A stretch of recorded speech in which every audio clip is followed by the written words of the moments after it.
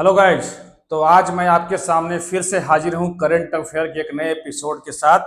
और आज हमारा कौन सा एपिसोड है?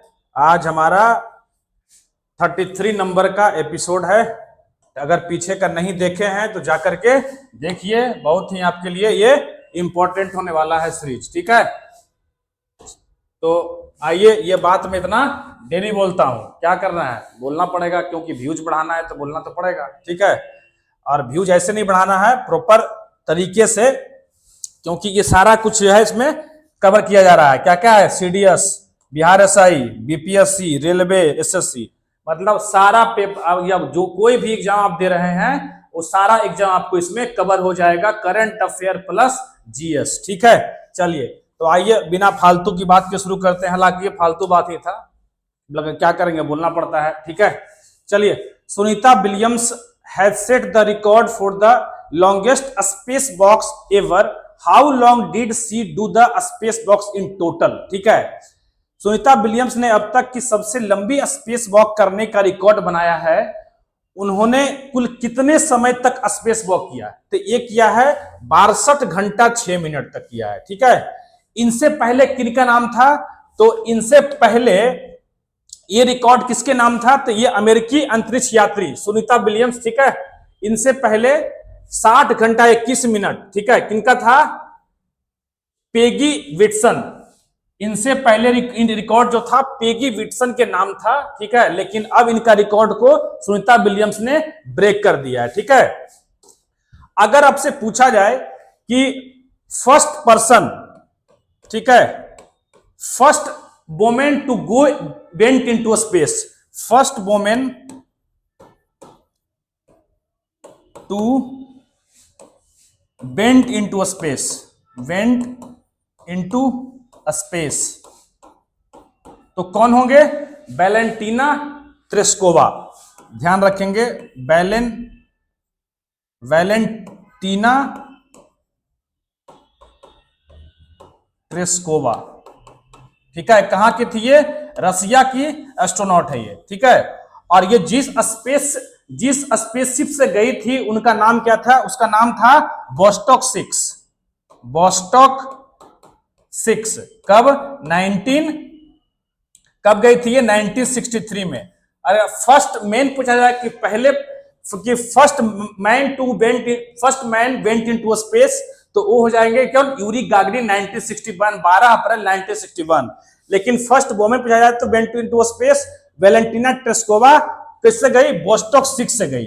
जो जिससे गए थे वो वोस्टॉक 6 उसका नाम था। और फर्स्ट सबसे ज्यादा समय तक अब स्पेस में कौन बिताया है? तो एक है रशियन कॉस्मोनॉट है ओलेग कोनालेंको। ठीक है, तो यार आगे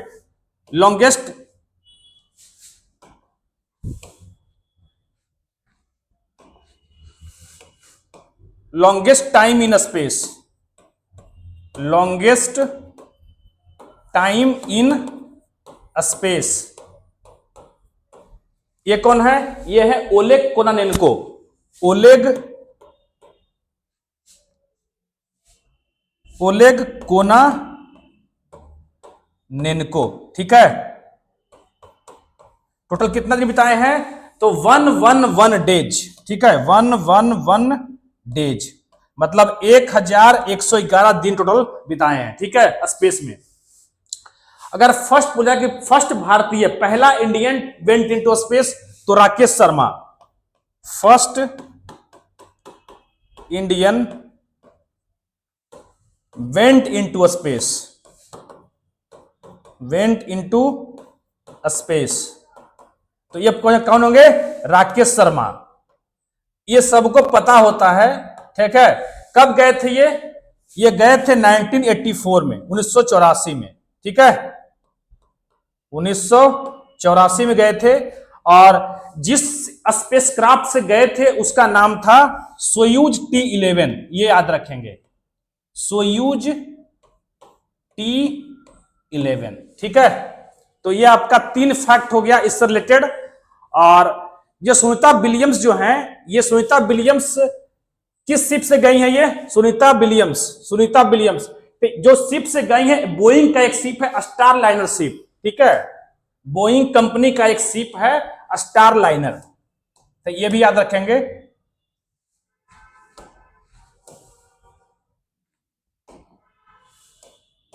star liner spacecraft, star liner space craft से ये गई हैं, ठीक है, इंटरनेशनल स्पेस स्टेशन की, ठीक है। और ये इनका तीसरा मिशन है, ये इनका थर्ड मिशन है, थर्ड स्पेस मिशन है। और ये कहां से है, इंडिया में कहां से है, ध्यान रखेंगे, ये इंडिया में गुजरात से है, ठीक है। चलिए नेक्स्ट क्वेश्चन देखते हैं। ये हो गया आपका, When was the national commission for women establish, national commission for women, ठीक है, कब एस्टेब्लिश हुआ, तो एस्टेब्लिश हुआ था 1992 में, ध्यान रखेंगे 31 जनवरी 1992, ठीक है। लेकिन इसके लिए अगर एक्ट पूछा जाए कि एक्ट कब आया, एक्ट आया आपका 1990 में, ठीक है, एक्ट 1990 में और बना 31 जनवरी 1992 को, ठीक है। इसके जो पहले चेयरपर्सन थे, first chairperson national commission for women के, वो कौन थे, जयंती पटनायक, जयंती पटनायक, ठीक है। और अभी पूछा जाए कि अभी कौन है, तो अभी है विजया रहाटकर, विजया रहाटकर, ठीक है। अच्छा, ये किस तरह का बॉडी है, तो ये बॉडी है एक स्टैच्यूरी बॉडी है, वैधानिक निकाय है, स्टैट्यूटरी बॉडी, या फिर इसी को बोलते हैं quasi judicial body, quasi judicial body. ये वर्ड बहुत लोगों को नया लग सकता है, लेकिन कुछ नहीं है। ये वर्ड जैसे कोर्ट होता है, कोर्ट क्या होता है, कोर्ट होता है पूरी तरीके से न्यायिक निकाय होता है, ठीक है, इसी, लेकिन जो नेशनल कमीशन फॉर वुमेन है वो क्वासी जुडिशियल बॉडी है, अर्ध न्यायिक निकाय है ये, ठीक है। तो इसको भी याद रखेंगे, हो गया। चलिए next, national commission for women celebrate the 33rd foundation, ध्यान रखिए कितना, कौन सा बनाया गया है बार, 33rd foundation day with vice president Jagdeep धनकर, जगदीप धनकर बीइंग द चीफ गेस्ट। और इस बार जो मनाया गया उसका थीम क्या था, तो नारी तू नारायणी, ठीक है, नारी तू नारायणी इस बार का थीम है। Inspired by the valour of Ahilyabai Holkar, valour of Ahilyabai Holkar, women para athletes, women para athletes were honoured at the ceremony, ठीक है। चलिए,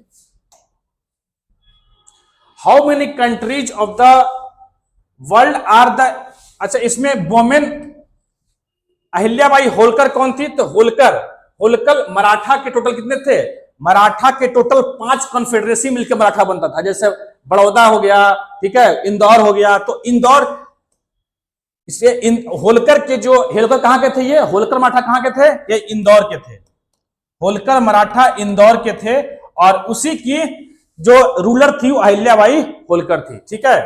तो टोटल 5 कॉन्फेडरेसी थे मराठा के, ठीक है। How many countries of the world are included in Ramsar convention which is very very important for competitive exam, ठीक है। तो हाउ मेनी, रामसर कन्वेंशन में टोटल कितने कंट्रीज इन्वॉल्व हैं, ठीक है, तो टोटल 172 कंट्री है। थोड़ा सा देख लेते हैं रामसर कन्वेंशन, ठीक है। रामसर कन्वेंशन किस लिए है, वेटलैंड के लिए है, ठीक है, वेटलैंड को प्रोटेक्ट करने के लिए, मतलब आर्द्र भूमि को प्रोटेक्ट करने के लिए रामसर कन्वेंशन हुआ। कहां, रामसर एक जगह है ईरान में, ठीक है, रामसर एक जगह है ईरान में, और वहीं पे यह कन्वेंशन हुआ था, ठीक है। कब हुआ कन्वेंशन ये, तो ये कन्वेंशन हुआ 2 फरवरी 1971 को, और इसी दिन हम वर्ल्ड वेटलैंड डे मनाते हैं, विश्व आर्द्र भूमि दिवस मनाते हैं, ठीक है। उसके बाद अच्छा, ये इफेक्ट में कब आया, ये इफेक्ट में कब आया, इफेक्ट में आया 1975 में, ठीक है, ये लागू हुआ कन्वेंशन 1975 में। और किस लिए है ये, आर्द्र भूमि को प्रोटेक्ट करने के लिए, ठीक है, वेटलैंड को प्रोटेक्ट करने के लिए, ठीक है। और इफेक्ट हो गया, और उसके बाद ये इंडिया कब ज्वाइन किया? तो इंडिया ज्वाइंड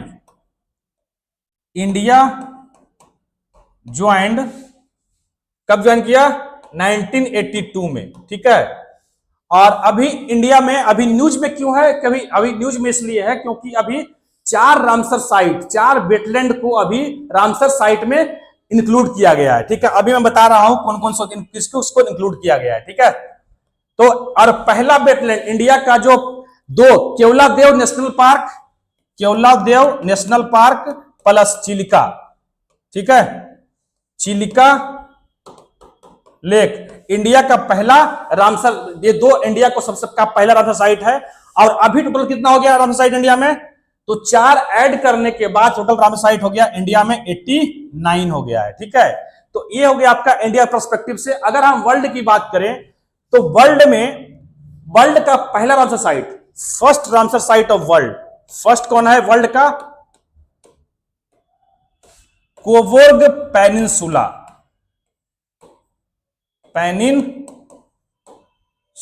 ठीक है। ये कोबोर्ग पेनिनसुलर ये वर्ल्ड का पहला रामसर साइट है। और सबसे ज्यादा रामसर साइट किस कंट्री के पास है?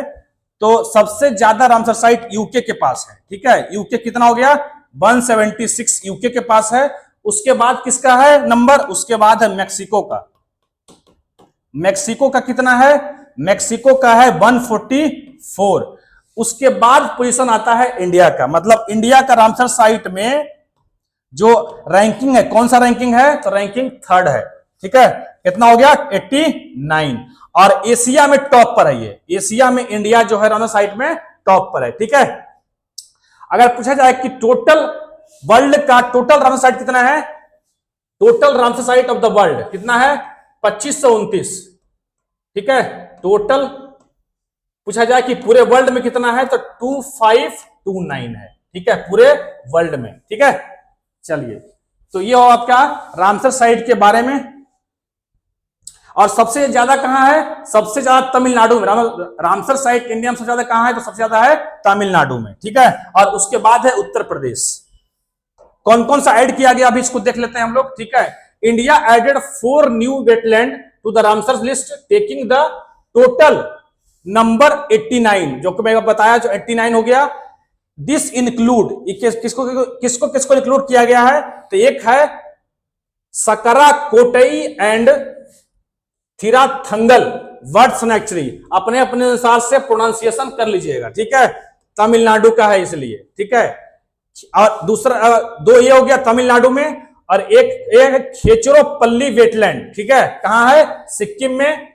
एंड उधवा लेक जो कि झारखंड में है। तो ये 4 को इंक्लूड अभी किया गया है, इसीलिए ये न्यूज में है, ठीक है।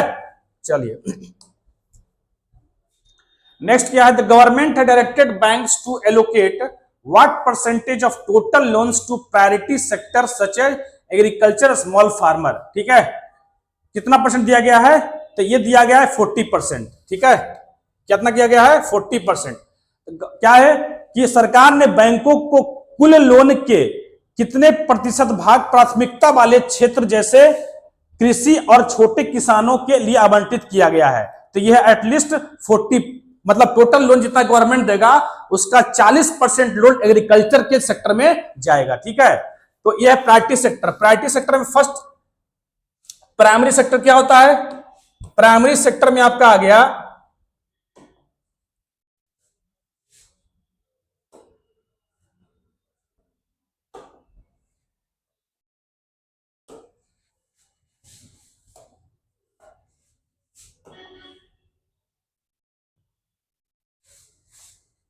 एक मिनट, ठीक है। तो प्राइमरी सेक्टर में कौन सा आ गया? प्राइमरी सेक्टर में आता है आपका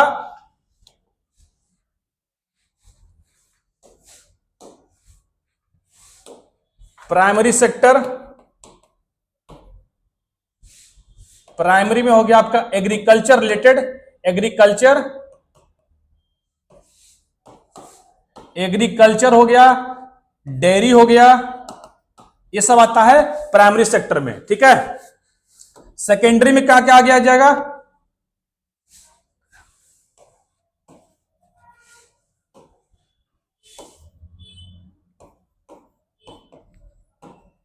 सेकेंडरी में हो जाएगा क्या आपका, सेकेंडरी हो जाएगा आपका मैन्युफैक्चरिंग, ठीक है, विनिर्माण, मैन्युफैक्चरिंग,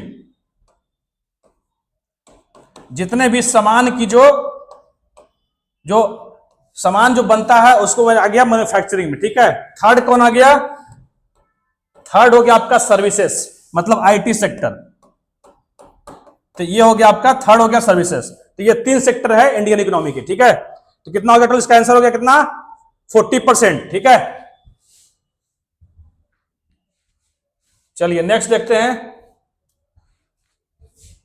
हाँ, according to economic survey 2024-25 the number of Kisan credit card, देखेंगे यहाँ पे Kisan credit card in India has increase to 7.75 crore, मतलब किसान क्रेडिट कार्ड जो होता है, जहां से क्रेडिट कार्ड में कुछ क्रेडिट कार्ड इशू किया जाता है, तो उसी प्रकार किसानों को क्रेडिट कार्ड दिया गया है, उसमें कुछ अमाउंट होते हैं, has increase to 7.75 crore, providing loans up worth 9.8 lakh crore to farmers, ठीक है। 5.9 करोड़ फार्मर्स आर बेनिफिटिंग, इससे कितने फार्मर को बेनिफिट होगा, तो 5.9 करोड़ फार्मर को बेनिफिट होगा। यहां पे टर्म देख रहे हैं केसीसी, ठीक है, किसान क्रेडिट कार्ड, ये कब लॉन्च हुआ, ये लॉन्च हुआ था 1998 में, ध्यान रखेंगे इसको, स्कीम बहुत इंपॉर्टेंट हो जाता है। किसान क्रेडिट कार्ड लॉन्च हुआ 1998 में, ठीक है। अब बात देखो थोड़ा सा, अभी बजट आया है, तो बजट के एक दिन पहले इकोनॉमिक सर्वे आता है, आपको पता होगा। लेकिन पहली बार इकोनॉमिक सर्वे कब आया था, तो 1950 से 51 के बीच पहली बार इकोनॉमिक सर्वे आया था, फर्स्ट इकोनॉमिक सर्वे, ठीक है। लेकिन ये तो जब उस पहले इकोनॉमिक सर्वे आया था 50 से 51 के बीच में, यूनियन बजट के साथ में आता था। लेकिन 1964 में economic survey separated from union budget, ठीक है। तो इकोनॉमिक सर्वे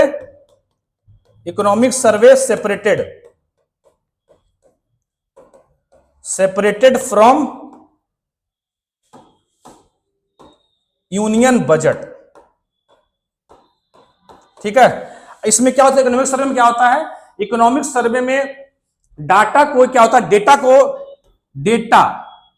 को एनालाइज किया जाता है, किसके लिए, एम्प्लॉयमेंट रिलेटेड डेटा हो गया, या फिर मैन्युफैक्चरिंग इंडस्ट्री रिलेटेड डेटा हो गया, या फिर आईटी से रिलेटेड डेटा हो गया। ये सब जितने भी डेटा जो क्या करते हैं, ये डेटा जितने डेटा को एनालाइज करने का काम करता है इकोनॉमिक सर्वे, और उसके एक दिन के बाद बजट आता है, जो 2 फरवरी को बजट आया, ठीक है। चलिए, तो ये हो गया आपका economic survey.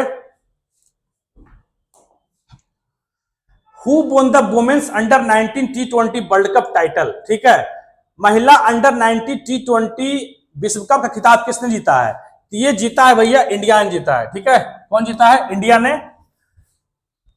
Indian under 19 women's cricket team won their second consecutive title by defeating South Africa, किसको हराया, साउथ अफ्रीका को, ठीक है, by 9 wicket in the final. The ICC under 19 women's T20 world cup 2025 South Africa पर, ठीक है। और इसमें प्लेयर ऑफ टूर्नामेंट याद रखेंगे, प्लेयर ऑफ द टूर्नामेंट कौन है, प्लेयर ऑफ द टूर्नामेंट किनको बनाया गया, त्रिशा को, ठीक है। Trisha received the player of the tournament. और इंडिया की तरफ से कैप्टन कौन थी, तो कैप्टन थी आपकी निक्की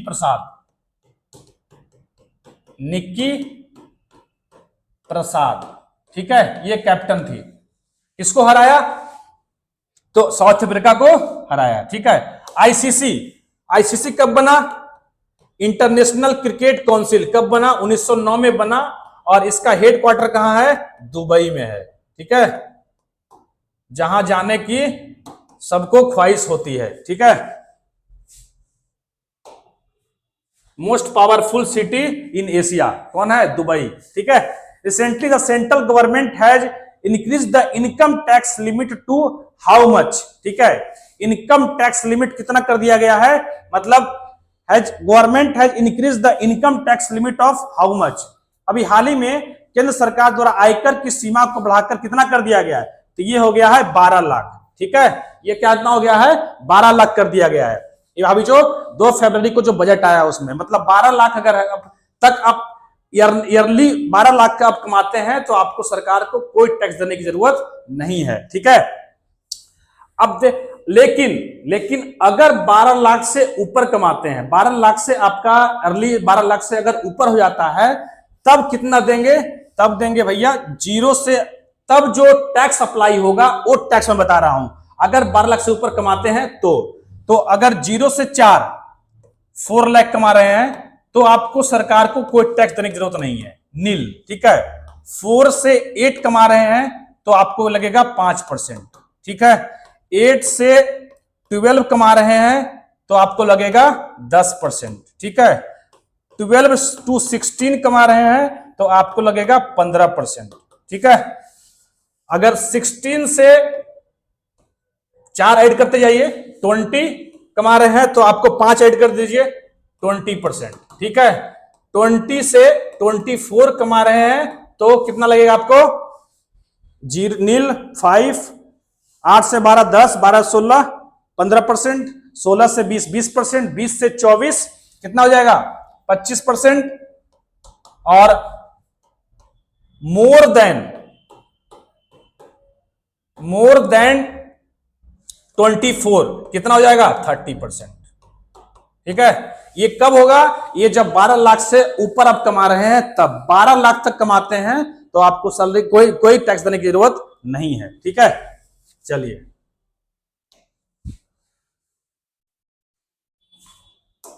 नेक्स्ट क्या है? यही लिखा हुआ है जो मैं बताया आपको। Recently which super app has been launched by the railway for passenger convenience. ठीक है। हाल ही में रेलवे ने यात्री सुगमता के लिए किस सुपर ऐप को लॉन्च किया है? तो ये लॉन्च किया है स्वरेल। इसका नाम है, सुपर ऐप का नाम क्या है? स्वरेल। सुपर ऐप किस लिए है? ये है वन स्टॉप सोल्यूशन, जहां पे आप टिकट, ट्रेन का टाइमिंग देख सकते हैं, पीएनआर स्टेटस चेक कर सकते हैं, ट्रेन टिकट बुक कर सकते हैं, मतलब सारा इन्फॉर्मेशन, इतने रेल से लेकर जितने भी सर्विसेज हैं वो सारा सर्विसेज आपको इस ऐप पे मिल जाएगा। इसलिए बोला जा रहा है इसको सुपर ऐप। ठीक है। स्वरेल। ठीक है। स्वरेल आप गूगल प्ले से, आप प्ले से स्टोर से आप इसको डाउनलोड कर सकते हैं। ठीक है। आइए बीटा वर्जन है। ठीक है। बीटा वर्जन है, बस आपको याद रखने की जरूरत नहीं है इसका, बस याद रखिए स्वरेल।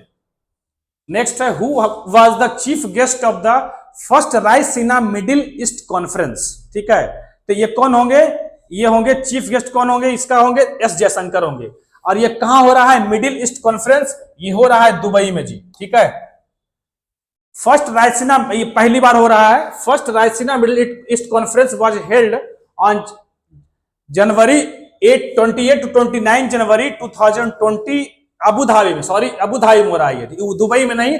यूएई का कैपिटल अबू धाबी है, वहीं हो रहा है। ठीक है। इसमें एक्सटर्नल अफेयर्स मिनिस्टर डॉ.एस. Jaishankar as the chief guest. Aim of the summit was to strengthen India UAE relation and promote trade, investment and strategic partnership. ठीक है। रायसीना क्या होता है? रायसीना क्या है? ये रायसीना हिल है। ठीक है। जिसपे पार्लियामेंट बिल्डिंग हो गया, राष्ट्रपति भवन, ये सब इसी रायसीना हिल पे लोकेटेड है। ठीक है। तो रायसीना हिल, दरअसल ये रायसीना हिल है जो कि दिल्ली में है। ठीक है। रायसीना हिल, और इसी पे पार्लियामेंट बिल्डिंग हो गया, आपका राष्ट्रपति भवन हो गया, यहीं पे लोकेटेड है ये। ठीक है, स्थित है। तो ये रायसीना हिल किसका पार्ट है? ये पार्ट है अरावली का, जो कि दिल्ली में आकर के खत्म होती है। अरावली रेंज का पार्ट है ये। ठीक है। जो कि दिल्ली में आकर के खत्म हो जाती है। रायसीना डायलॉग, ध्यान रहे, हर साल रायसीना डायलॉग होता है। रायसीना डायलॉग जो कि दिल्ली में होता है, और ये इसकी पहली बार इसकी शुरुआत हुई थी 2016 में। ठीक है। 2016 में शुरुआत हुई, और जो लास्ट रायसीना डायलॉग हुआ है 2024 में, उसके जो चीफ गेस्ट थे, चीफ गेस्ट कौन थे? ये चीफ गेस्ट थे ग्रीस के प्राइम मिनिस्टर। ठीक है। पीएम ऑफ ग्रीस, क्या नाम है उनका? मितासोकी। ठीक है, उनका नाम है ये। थोड़ा सा नाम नाम लग सकता है आपको, नाम याद रखने में कठिन हो सकती है। ठीक है, लेकिन क्या करना, याद करना पड़ेगा आपको। PM of Greece. ठीक है। और इसका जो थीम था, ये जो 2024 में उसका थीम था क्या? चतुरंगा। चतुरंगा क्या क्या है चतुरंगा में? कॉन्फ्लिक्ट, 4 सी है, ठीक है। Conflict, contest, contest, create and cooperate, ठीक है। ये आपका थीम हो गया, ठीक है। तो ये हो गया आपका रायसीना हिल के बारे में, ठीक है। चलिए, तो ये हमारा लास्ट क्वेश्चन था, ठीक है। इसको वीडियो को देखिए और देखने के बाद अपनी कॉपी में नोट करिए, ठीक है। और नोट करने के बाद उसको समय समय पे रिवाइज करिए, ठीक है। क्योंकि रिवाइज नहीं करिएगा तो कोई फायदा नहीं है।